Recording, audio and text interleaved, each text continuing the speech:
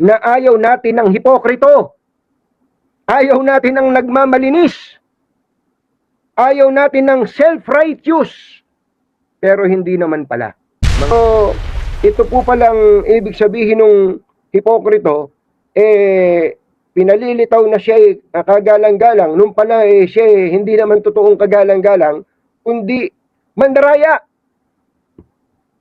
Ano po, mga kababayan? Yung sinasabi niyang siya'y matuwid, pero hindi naman pala. Yung sinasabi niyang sila'y malinis, pero hindi naman pala. Sinasabi niyang siya'y tumutulig sa mga mali, pero hindi rin naman pala siya tama. Hindi po ba, mga magulang at mga Kaya sang-ayon ako sa sinabi ni Congresswoman Laila de Lima. Opo. Congresswoman Laila de Lima, tama po kayo. Kaya lang ang tanong ko, Congresswoman Laila de Lima, para kanino po ba yung inyong tinutukoy? Para kanino po ba? Hindi po ba? Baka naman meron kayong pinatatamaan dyan, Madam Congresswoman. Ni Senator Laila, Congresswoman Laila de Lima. Ayan, Laila de Lima. Ito po, sabi po niya, we stand with Senator Risa. Ayan, yan po sabi niya. Kami ay tumatayo kasama si Senator Risa. Ayan, sabi po niya, ano, mga kababayan. Okay po yan, maganda po yan. Ibig sabihin, kakampi sila. Ayan, kakampi sila. Nasa likod na, parang gano'n natin, nasa likod ka namin, o nasa likod mo kami, Senator Risa. Hindi lang po yun. Mas maganda po yung sinabi niya sa ilalim. Sabi po niya, we stand with every truth teller in this country. Nasa likod kami. Tumatayo kami, kakampi kami ng bawat isa na nagsasabi ng katotohanan sa bansang ito. Abe, sino ba ang ayaw nun? Congresswoman Laila de Lima. Eto pa, mas maganda to. We stand with Filipinos. We stand with Filipinos who demand honesty. Kakampi kami ng mga Pilipino na humihingi ng katapatan, not hypocrisy. Ibig sabihin, ayaw po nila ng hipokrito. Ayan. Accountability, not alibis. Pananagutan, hindi palusot. Ayan, ako masayang-masaya ako nung nabasa ko po itong statement ni Congresswoman Laila de Lima. Madam Congresswoman, maraming salamat po sa statement nyo na ito. Mga statement na pampukaw sa isipan at damdamin ng ating mga kababayan. Tama po yan Ano? Tama po kayo sa sinabi nyo na to. At ito po ay isang napakagandang pagkakataon, mga Madam Senator, para limi-limiin po natin kung ano ba ang nangyayari sa bayan natin. Opo. Hindi po ba? Ang ganda po nung sinabi niya. To cut the long story short, ang sinasabi po ni Congresswoman Laila de Lima, ang gusto nila ay totoo. Ang gusto nila ay nagsasabi ng totoo. Gusto nila ay tapat. Ayaw nila ng ipokrito. Teka, ano ba ibig sabihin ng ipokrito? Ano ba ibig sabihin ng ipokrito? Tanungin nga natin tong si Gagel, para pare-pareho tayo ng pinanggagalingan. Ano ba ibig sabihin ng eto? A person who indulges in hypocrisy. Ano po? Ang sabi dito, the story tells of respectable men who turns out to be a cheat and hypocrite. So, ito po palang ibig sabihin ng hipokrito, pinalilitaw na siya kagalang-galang. Nung pala siya hindi naman totoong kagalang-galang, kundi mandaraya. Ano po, mga kababayan. Yung sinasabi niyang siya'y matuwid, pero hindi naman pala. Yung sinasabi niyang sila'y malinis, pero hindi naman pala. Sinasabi niyang siya ay tumutulig sa mga mali, pero hindi rin naman pala siya tama. Hindi po ba mga magulang at mga Kaya sang-ayon ako sa sinabi ni Congresswoman Laila de Lima. Opo. Congresswoman Laila de Lima, tama po kayo. Kaya lang ang tanong ko, Congresswoman Laila de Lima, para kanino po ba yung inyong tinutukoy? Para kanino po ba? Hindi po ba?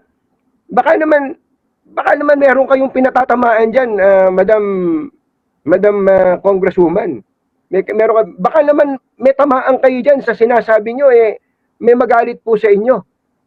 Ano po? Baka sabihin sa iyo, Congresswoman, baka naman pwedeng maghinay-hinay ka dyan na Congresswoman. Baka tinatamaan mo tayo. Baka sabihin mo sa ganun. Mabira pati. So, anyway, napunta ako. Pasensya ka na, medyo natuwa lang po ako. Tapos, babalik ko lang po ito. We stand with Senator Risa. Alam ko po kung ano yung tinutukoy nila na we stand with Senator Risa. Ano po, mga kababayan? Ang tanong, dudugtong ko na rin ang isa namang pahayag mula po kay Senator Congresswoman Laila de Lima. Ang sabi po ni Senator Laila de Lima, kung ba't sinabi niyang we stand with Senator Risa, ganito. Hindi siya korap at hindi siya magnanakaw. Ako naman din yun din ang tingin ko kay Senator Risa. Hindi siya korap at hindi siya magnanakaw. Yan po ang sabi niya. Tuloy. Pero hindi na po tayo nagugulat sa ganito karumi at kagarapal na taktika. Yan po ang sabi ni Congresswoman Laila de Lima. Meron daw pong marumi at garapal na taktika. Malinaw, sabi niya, na ang mga nasa likod ng paninirang ito, meron daw po siyang nasumpungang malinaw, at meron daw pong nasa likod. Meron daw pong nasa likod ng, ano tawag niya, paninirang ito. Meron daw pong nasa likod ng paninirang ito. Parang ang dating po, may nag-o-orchestrate ng paninira laban kay Senator Risa Ontiveros. At ay ang mga tinatamaan sa nalalantad ng katotohanan. So ang sinasabi po niya, merong effort, parang concerted effort para po siraan si Senator Risa Ontiveros, at meron pong nagsususi doon, at ang nasa likod daw po nun ay sino? Ang mga tinatamaan sa nalalantad na katotohanan. So, yun po ang unawa niya. Tapos sabi po niya, pansin nyo ba, nalilihis na naman ang atensyon sa dapat nating tumbukin? Bukod kasi sa mga kasinungalingan, may bida-bida ring nanggugulo sa usapan. Markahan po natin sila at huwag magpadala sa kanilang mga tunay at makasariling pakay. Ang pagtindig natin kay Sen Risa ay pagtindig natin sa integridad, katotohanan at pananagutan. So, in other words, yung po pala ang kanilang mindset, mga kababayan. With all due respect, Congresswoman Laila de Lima. So, ang sinasabi po pala ninyo, merong isang pagkilos, parang isang